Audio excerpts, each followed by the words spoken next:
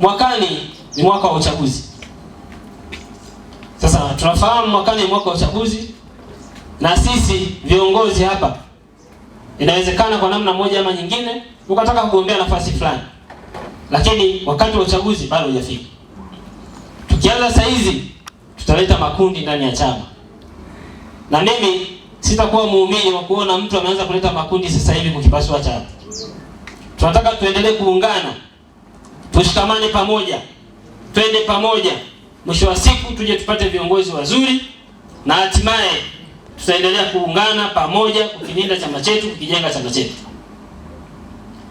Lakini pia inawezekana mwaka jana wewe ni kiongozi uligombea katika yale madonda, inawezekana na wewe ulijeruhiwa kidogo mwaka jana. Aidha uligombea nafasi fulani, haukufanikiwa kushinda, jina lako lilirudi lakini haukushinda, au hata jina halikurudi kabisa. Inawezekana. Sasa katika hatua hiyo inawezekana alipita mtu wa mwenyekiti, katibu alimtaka huyu, mwenyekiti alimtaka huyu, mwisho wa siku akapita mtu anayempenda mwenezi. Baadaye yule mtu ameshakuwa kiongozi, labda ndio diwani sasa. Sisi wengine tusianze kuleta chuki.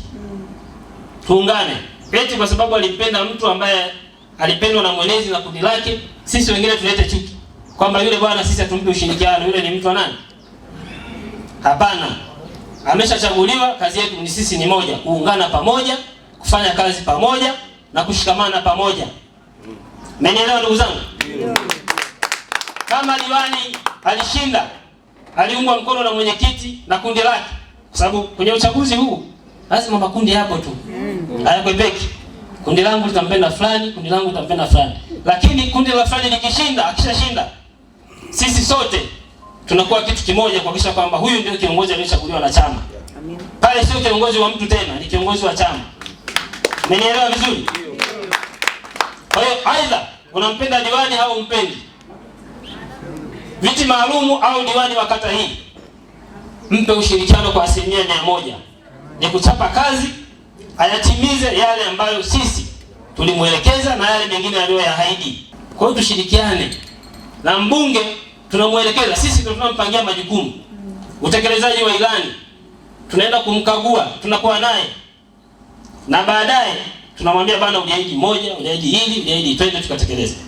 Lipi tuanze nalo? Na nyewe huko kwenye kata hivyo hivyo. Mbunge hapa sisi tuna majimbo mawili. Mbunge wa kule na wote wawili. Huku uliahidi hiki, uliahidi hiki, uliahidi hiki. Twende kwa wananchi tuanze kutekeleza. Hili hapa linatekelezwa, muda unaenda. Yale ambayo yako ndani ya uwezo wetu ya kuyatekeleza kwa wakati tuyafanye hivyo ili kuondoa chuki kwa wananchi. Nachoomba ni kuongezewa nguvu pale nilipofikia. Maana yote yaliandikwa, lakini jinsi ya utekelezaji ndicho kitu muhimu sana. Kweli kama walivyosema, nijazilizie pointi moja. Pointi ya barabara kwenye kata ya Iwambi imekuwa ni kero kubwa, lakini umuhimu wa hii barabara ni kubwa mno. Sisi tunaunganishwa na Zambia na Kongo na nchi jirani kutokea kusini. Wote wanategemea barabara ya Iwambi. Na kwa bahati mbaya tuna mlima hatari wa Iwambi ambao umekuwa ni gumzo Tanzania nzima. Lakini tuna diversion way ambayo ni njia mbadala, haijafanyiwa kazi mpaka sasa, ingawa inazungumziwa kila siku bungeni. Hilo naomba lishike hatamu, kwa sababu huu mtaa ni miongoni mwa njia mbadala, lifanyiwe kazi tafadhali. Lakini kuhusiana na eneo hili, nilitumia nafasi hiyo, kiongozi wangu mwenyekiti, kusemea swala la afya. Nina watu kwenye kata yangu 19976. Katika 19976 hatuna kituo cha afya. Kituo cha afya ni muhimu kuzingatia watu wanaoishi Iwambi. Iwambi ni mji wa mkakati sana, lakini hatuna kituo cha afya. Pamoja na yote, tuna eneo lenye hekari 8. Eneo lenye hekari 8 liko sehemu nzuri karibu na Mheshimiwa Mary Priska Mahundi ambaye ni naibu waziri. Lile eneo halijatumiwa mpaka sasa. Naomba lifanyiwe kazi tafadhali. Lakini ndugu zangu, Mheshimiwa mwenyekiti wa kikao hiki, kipekee kabisa mimi niseme kwamba Iwambi imesimama imara kwenye Chama cha Mapinduzi. Hatuko nyuma, shughuli zetu za chama zinaendelea na tunaendelea kusimamia sera ambazo zinatekelezwa na serikali yetu.